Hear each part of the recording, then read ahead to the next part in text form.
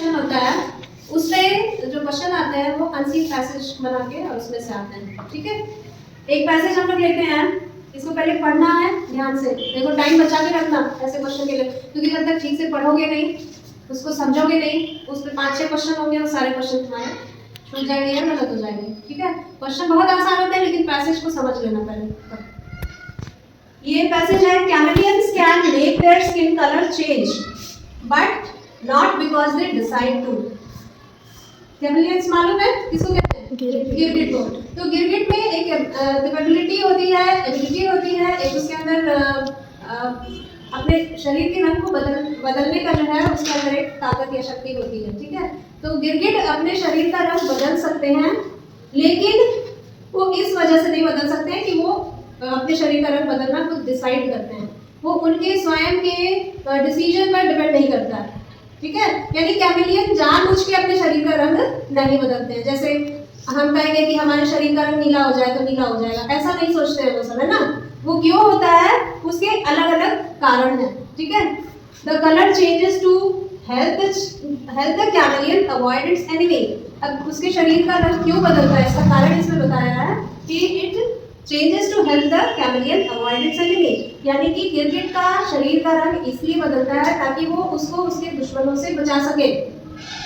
जो उसके दुश्मन हैं, जो उस पर हमला कर सकते हैं, उसको मार सकते हैं, उनसे बचने के लिए वो आसपास के वातावरण का रंग अपने शरीर पे वो उसके अनुसार बदल लेते हैं, ठीक है। It is a form of camouflage, a disguise that let's it blend in with its surroundings. तो ये जो शरीर का रंग बदलना है, ये जो प्रक्रिया है, ये एक तरह से हम कहते हैं ना वेश बदलना, आदमी वेश बदल के दूसरे जैसा दिखने लगता है ना। तो कैमोफ्लेज क्या होता है, अपनी सराउंडिंग के साथ मिल जाना, अपने आसपास के वातावरण के जैसा ही अपने आप को देखने में बना लेना, ठीक है, उसी को कैमोफ्लेज कहते हैं। या डिस्गाइज माने वेश बदलना। तो ये एक तरह से उसका वेश बदलने की प्रक्रिया है, जिससे क्या होता है कि वो अपनी सराउंडिंग्स में ब्लेंड हो जाता है। ब्लेंड हो जाता है मतलब वो सराउंडिंग्स में मिल जाता है, उसके जैसा हो जाता है। ब्लेंड होना माने किसी चीज का अच्छे से मिल जाना, ठीक है। The changes are actually determined by the environmental factors. तो ये जो शरीर के रंग के बदलाव हैं, ये किस वजह से होते हैं? ये गिरगिट के मन से नहीं होते हैं, ये कुछ प्राकृतिक और कुछ एनवायरमेंटल कारणों से होते हैं। यानी कि उसके आसपास का जो वातावरण है, उसमें जो भी फैक्टर्स हैं, उसी पर निर्भर करता है उसके शरीर के रंग का बदलना। कौन कौन से फैक्टर्स हैं, कौन कौन से कारक हैं जिससे उसके शरीर का रंग बदलता है? 2 कारक दिए हैं, एक है लाइट, दूसरा है टेम्परेचर। टेम्परेचर माने तापमान, यानी सराउंडिंग्स का तापमान। जैसे अभी ठंडी है तो तापमान कैसा है, कम है कि ज्यादा है? कम है। गर्मी में तापमान बढ़ जाता है, ठीक है। तो आसपास का तापमान जैसा होता है उस पर निर्भर करता है, और किस पर निर्भर करता है? प्रकाश पे, है ना, कितनी रोशनी आ रही है, ठीक। Bright sunlight causes the skin to get darken. अब बदलाव कैसे होता है? जब बहुत तेज सूरज चमकता है, सूरज की रोशनी ज्यादा होती है, तो उनका शरीर कैसा हो जाता है? डार्क हो जाता है ना, गहरे रंग का हो जाता है। ऑन कूल नाइट्स, रात को ठंडक हो जाती है, आसपास का तापमान गिर जाता है, तब क्या होता है? The colour fades to a creamy colour. तो उसके शरीर का रंग कैसा हो जाता है? क्रीम कलर का हो जाता है, यानी कि हल्का हो जाता है, ठीक है। फेड करना माने हल्का हो जाना किसी चीज का। The color also changes when chameleons are excited, angry or afraid. तो शरीर के रंग बदलने के और जो कारक बताए हैं वो क्या है? जब गिरगिट गुस्से में होता है ना, और बहुत ज्यादा उत्साहित होता है या किसी से डरा होता है, तब भी उसके शरीर का रंग बदलता है। The color change is rapid. Rapid माने fast. कलर चेंज बहुत जल्दी जल्दी होता है, and increases और ज्यादा बढ़ जाता है when the chameleon is handled, injured or approached by another chameleon.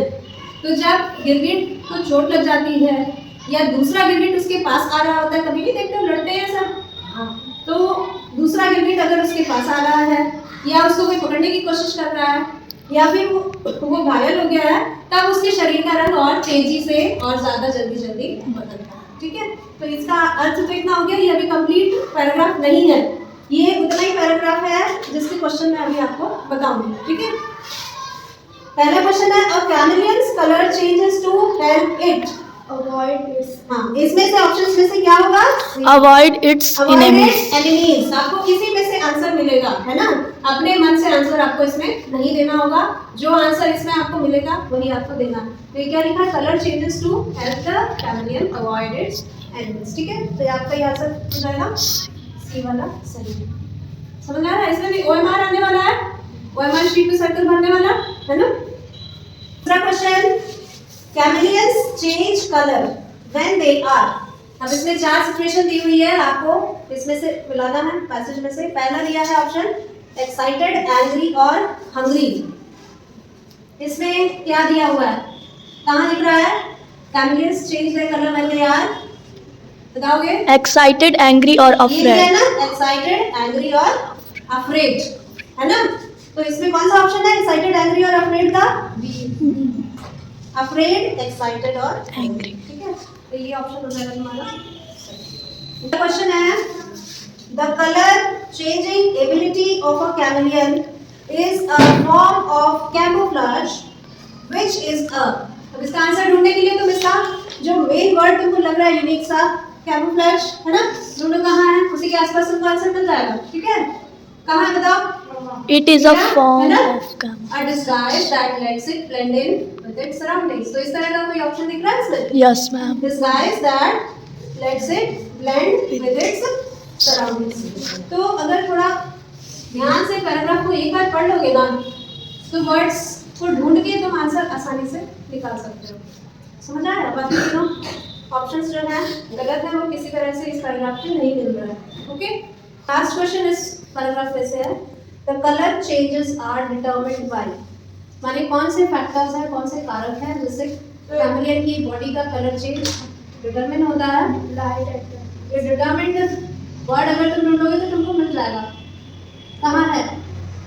नहीं, डिटरमिन्ड नहीं है, तो फैक्टर्स देखो, है ना, ये फैक्टर्स ही हैं। ठीक है, ये सारे क्या है? फैक्टर्स है। देखो यहाँ लिखा है ना, the changes are actually determined. देखो डिटरमिन्ड शब्द भी आ गया यहाँ पे, है ना, by environmental factors such as light and temperature। इसमें कौन सा ऑप्शन है लाइट एंड टेम्परेचर का? सी है। ठीक, पैराग्राफ का मीनिंग समझो, उसके बाद जो भी क्वेश्चन है, क्वेश्चन में जो वर्ड्स हैं उन वर्ड्स को उसमें ढूंढो पैसेज में। ठीक है, वो वर्ड्स अगर मिल जाते हैं तो उसके आसपास ही तुमको आंसर भी मिल जाएगा। समझ आ रहा है सत्यम? इस पैसेज का जो बाकी पार्ट था वो आपने लिखा है अभी। There are many types of chameleons. बहुत तरह के गिरगिट पाए जाते हैं इस दुनिया में, है ना? Almost half of them are found on the African island of Madagascar.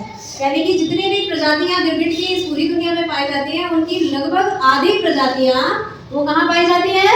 African island of Madagascar में। यानी अफ्रीका का एक द्वीप है जिसका नाम है मेडागास्कर, वहाँ पे गिरगिट की लगभग आधी प्रकार की प्रजातियां पाई जाती हैं। The others mostly occur in the Sahara Desert, with few in Western Asia and Southern Europe. बाकी प्रजातियां जो है अधिकतर कहाँ है? सहारा मरुस्थल में, और कुछ प्रजातियां एशिया के पश्चिम में, यानी पश्चिमी एशियाई देशों में और दक्षिणी यूरोप में पाई जाती है। ठीक है, तो आपका जो क्वेश्चन इस पे बेस्ड है, इस पार्ट पे, वो है half of the world's chameleons are found.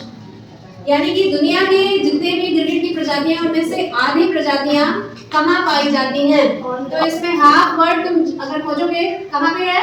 ये रहा, है ना, इसके आगे जो भी लिखा है found on the African island of Madagascar. तो ऑप्शंस में से कौन सा होगा? सी होगा। यहाँ कंफ्यूज करने के लिए तुमको दिया एशियन आइलैंड ऑफ मेडागास्कर, तो जो बच्चा खाली मेडागास्कर शब्द पे ध्यान देगा वो गलती कर सकता है। तो आपको पूरा स्टेटमेंट पढ़ना है, पूरा ऑप्शन पढ़ना है ना। एशिया का कोई मेडागास्कर आइलैंड नहीं है, अफ्रीका का है। ठीक, इसमें ना पैराग्राफ में कभी-कभी ऐसा क्वेश्चन दिया जाता है आपको कि इसका एक उचित टॉपिक बताओ, है ना, इस पूरे पैसेज का क्या उचित शीर्षक हो सकता है, इस तरह के क्वेश्चन आते हैं। तो जब तुम पूरा पैराग्राफ समझे रहोगे तभी ना तुम उसका सार निकाल पाओगे कि उसका क्या अर्थ बनता है। तो उसमें भी तुमको ऑप्शन दिया होगा, जो सबसे सही ऑप्शन तुमको लगे उसको तुमको चूज करना है। समझ आ रहा है? इसमें नहीं दिया। इंग्लिश में जो ग्रामर पे बेस्ड क्वेश्चन आते हैं उनमें से एक सैंपल पेपर, प्रैक्टिस पेपर का ये क्वेश्चन है। ठीक है, सबसे पहले निर्देश दिया है directions, fill in the blanks with correct parts of speech.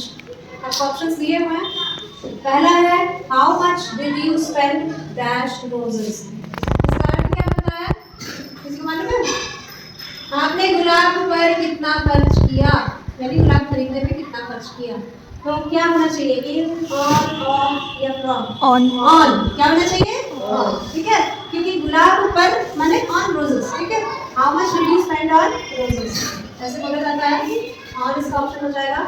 अगला है I could hardly recognise him dash I saw him. इसका अर्थ ये है कि जब मैंने उसको देखा तो मैं उसे बड़ी मुश्किल से पहचान पाई, है ना, या ना पहचान पाई, है ना। इसमें क्या होना चाहिए, after, but and when. When. When होना चाहिए क्योंकि मैंने पहले बोला कि जब मैंने उसको देखा, है ना, तो जब का मतलब क्या होता है, when, है ना। I could hardly recognize him when I saw him. अगला है our teacher encouraged dash setting the poem to music। हमारी टीचर ने हमें प्रोत्साहित किया कविता के ऊपर संगीत बनाने के लिए। ठीक है, हमें प्रोत्साहित किया या उसे प्रोत्साहित किया, ये ऑप्शन पे डिपेंड करता है ना। तो इसमें उसे ही आएगा क्योंकि इसमें ही, हिम यही सब दिया हुआ है। ठीक है, तो इसका सबसे सही फॉर्म कौन सा होगा, our teacher encouraged Him. Him होगा या हिज होगा या ही होगा या हीज होगा? हिम, एनकरेज हिम, हमारे टीचर ने उसको प्रोत्साहित किया, है ना, उस लड़के को। तो हिम आ गया, तो यहाँ पे आ जाएगा तुम्हारा ऑप्शन नंबर बी।